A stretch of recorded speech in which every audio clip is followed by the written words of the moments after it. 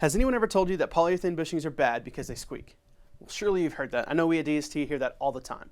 Are you ready for the truth? Yes, polyurethane bushings can squeak if you don't use lubricant. Now, when you install polyurethane bushings in a vehicle, there is a chance that it could cause squeaking. That can be avoided, however, by simply lubricating the part properly at install. With the OE rubber bushing, there's a permanent bond between the metal and the rubber. Because the rubber cannot move relative to the housing, there's no opportunity for it to squeak. That's why you don't lubricate an OE rubber bushing. But the problem with this permanent bond is it puts way too much tension on the bushing. As the suspension travels, the center of the bushing pivots like right here. But the rubber is bonded to the housing, so it moves with it, stretching the rubber in the middle.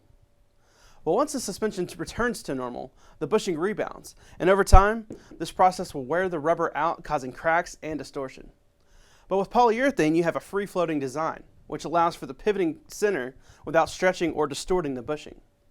Now that there's this free-floating design, the metal and the polyurethane have friction between them, giving you a free-floating bushing that performs much better, but opens up the opportunity for squeaking if there's no lubricant between the bushing and the metal housing.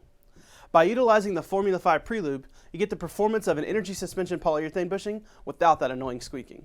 Energy suspension has their own grease called Formula 5 that they recommend using with their bushings. Each bushing kit includes the minimum amount of grease to install these bushings properly.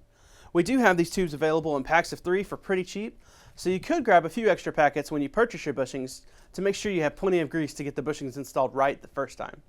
Like I said, each kit includes the minimum amount of grease required, so having some extra grease around is a good idea in case you lose some or you lubricate it improperly and have to start over.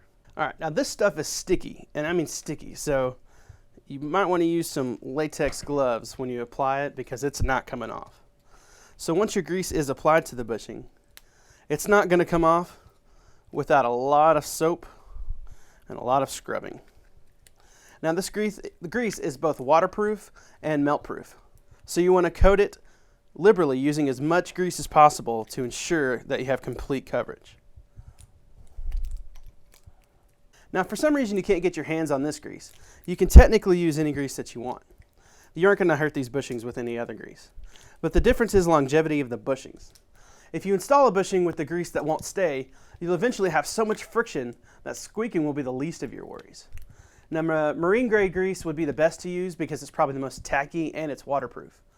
White lithium grease will turn into liquid and run off as soon as there's a little heat, so don't use that. And chassis grease is okay. But regardless of other alternatives, don't expect the same results as Energy Suspension's Formula 5 Prelube.